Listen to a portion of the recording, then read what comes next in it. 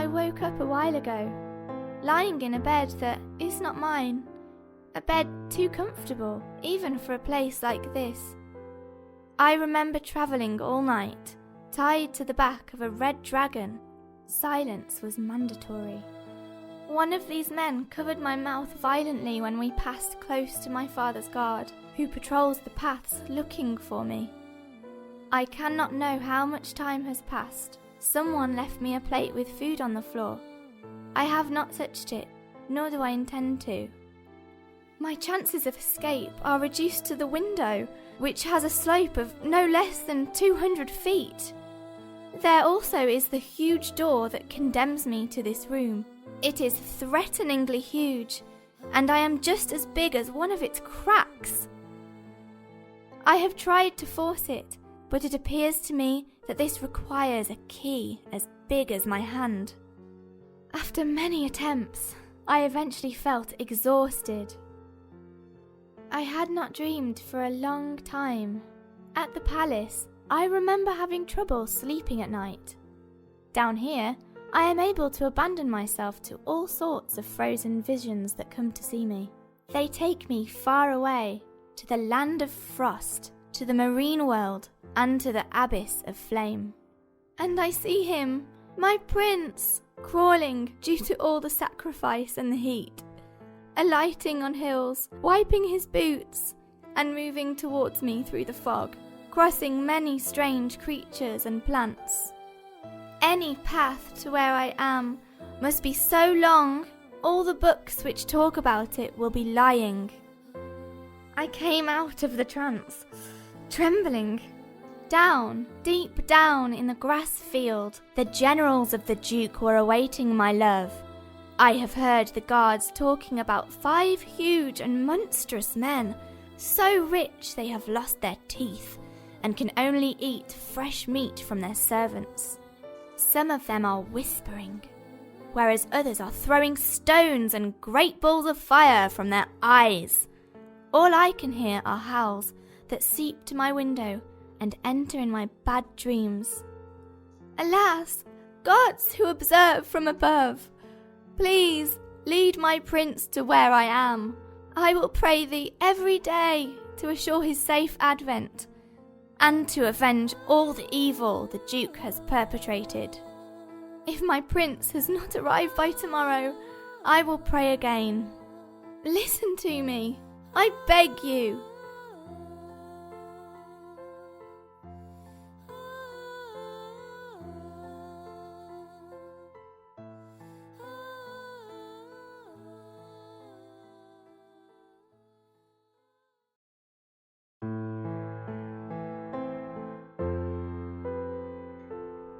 Today, I hitched up my dress and sat on the edge of the window. I merely wanted to spoil the beauty clouds bring. They are covering the top of the tower, proving they are in favour of the words of the Duke as well. This is the same. If I stare at these clouds and try to reach the other side with my eyes, I inevitably feel as if someone is staring back.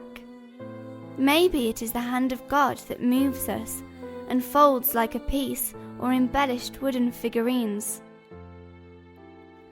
Good Lord, if only I knew that the prince has found me.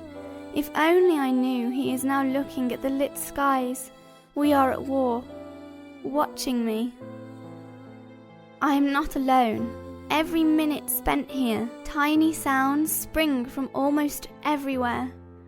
The dark crunch of the bed, a cockroach, almost beautiful, slipping through an endless crack, the sound of clothes agitating inside the wardrobe, the legs of a bird standing at my window this morning, digging them in the stone.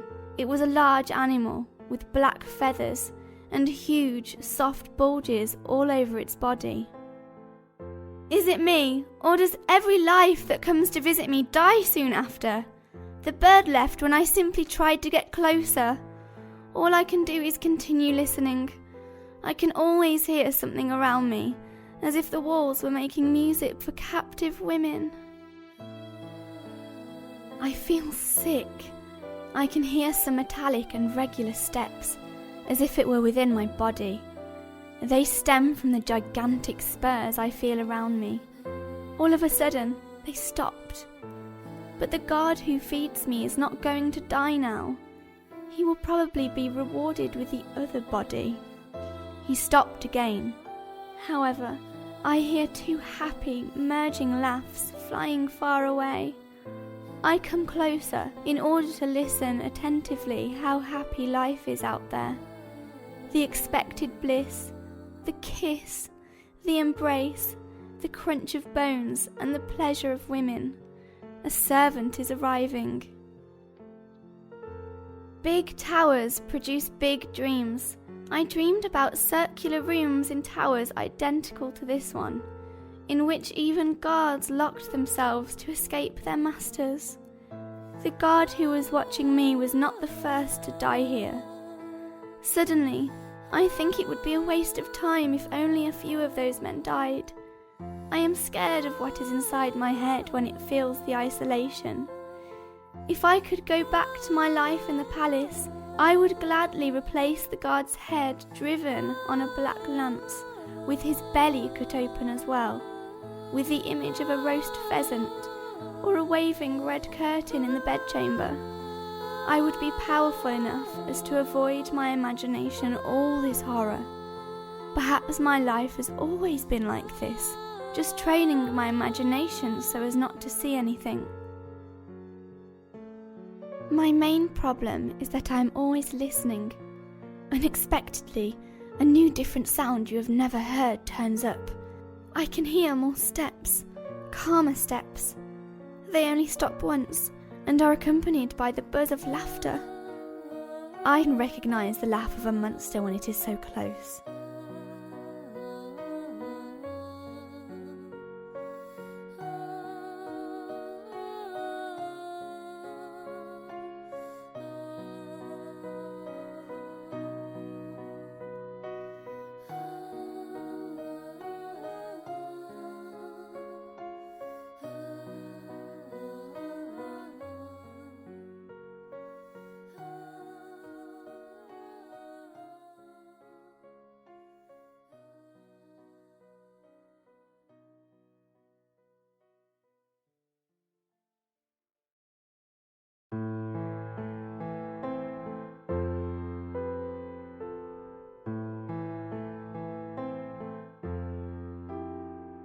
They have filled the bottom of the room with crowns, bracelets, chiffon and chests as small as my hand.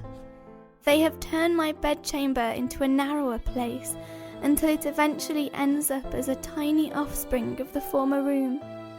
Why do I also feel so tiny? It feels as if they have crushed every limb of my body. These men have not talked to me, and that has forced me to try and ask their names.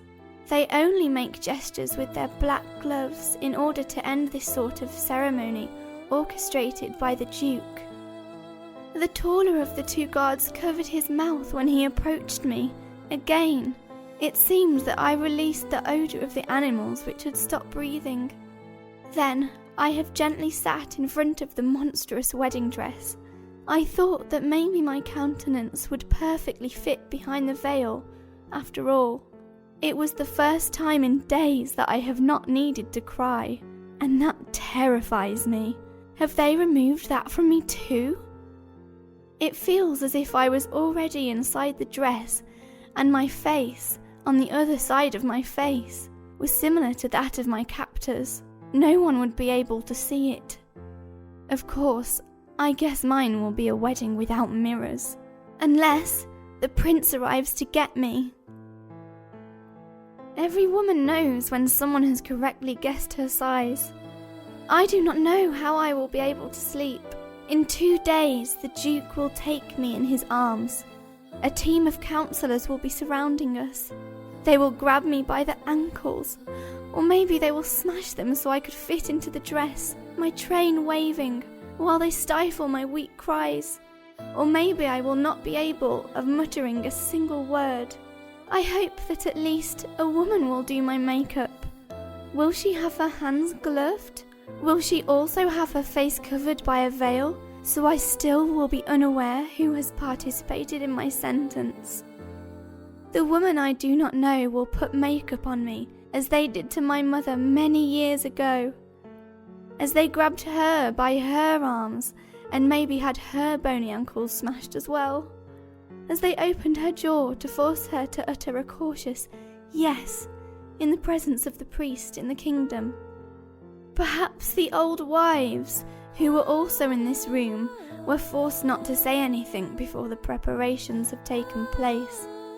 It is possible that such a great, beautiful, and worthy wedding as this one simply requires a wedding dress, all the gifts that fit inside a life, and a bride with her mouth sewn with silk thread, so no prince could ever unstitch it, because he arrived late.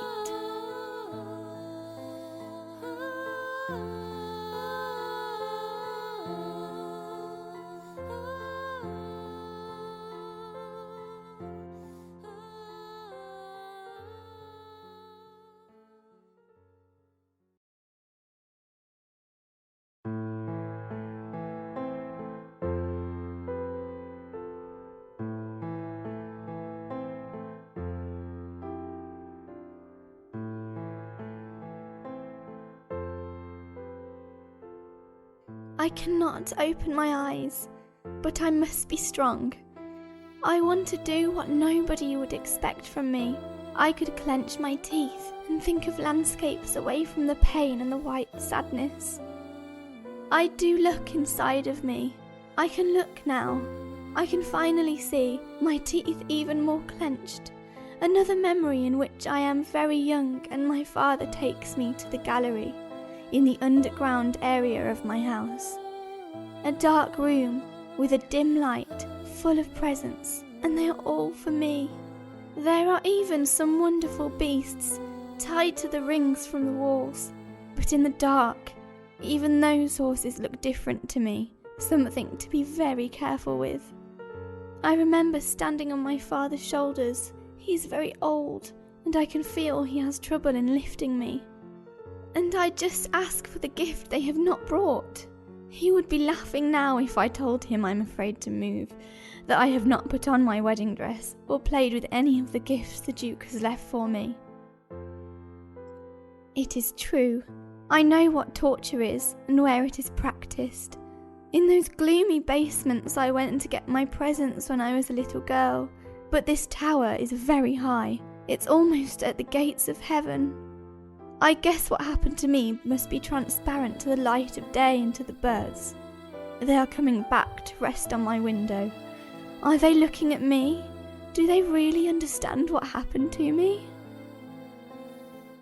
At dawn, the guards have cleaned up everything, including me. The Duke entered shortly afterwards and sat on the bed beside me. One by one, he has been taking the necklaces, putting them on my neck. The ivory headband, the cameo, the sandals, the makeup. In this sense, he is a very awkward man. He has placed them on my body where appropriate. Without uttering a word, I already knew something was not going well. He has not touched my wedding dress. I asked him why, and he gave a hint of a smile. He replied it would not be a good idea. He did not want to stain the train or the veil beforehand. Stain? I asked again. I cannot open my eyes, or perhaps I simply do not want to see myself. I still have a taste of blood in my mouth. I have not taken off my presents either, because the pain is something clenched teeth cannot avoid. At least they have covered the areas he has darkened with his hands. I am strong. I will keep looking deep inside of me. There must be more memories which can help me to stay away from this bedroom.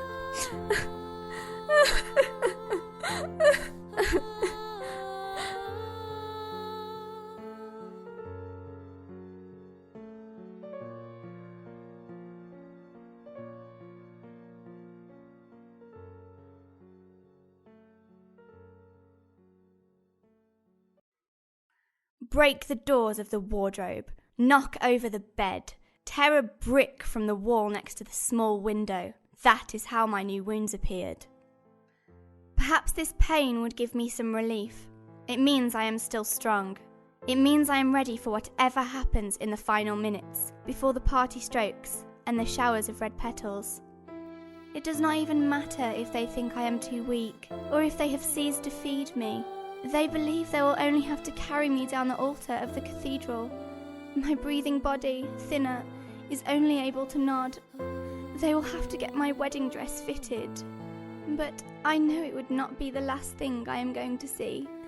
I am certain I would open my eyes when they think I cannot go on like this. I would ride the black horse that must come get me.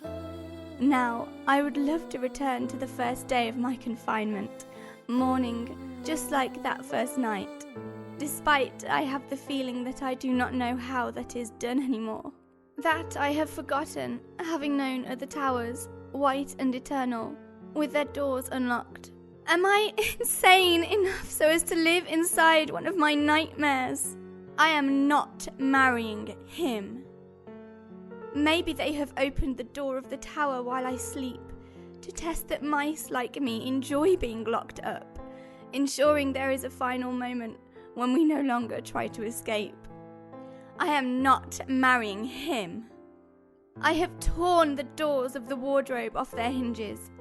The painting with the portrait of the Duke has seen better days. I have scratched it with my own hands, slowly. I did it as if I was ripping the skin of a man. I am not marrying him, I repeat to myself. I look at the blood on my hands. Maybe I could get used to my wounds. Sometimes sadness overcomes me. But there are also minutes in which I walk along the tower, restarting it again, knowing from where I could position myself, or what I should take to challenge the Duke. I still see it clearly. If I finally make a decision tonight, the Duke will not be able to use what is in between my legs. Of course.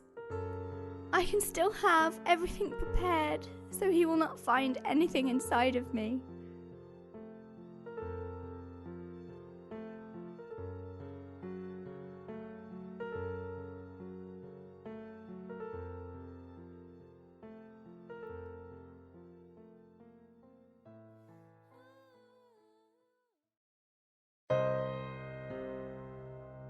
Everything is ready down there.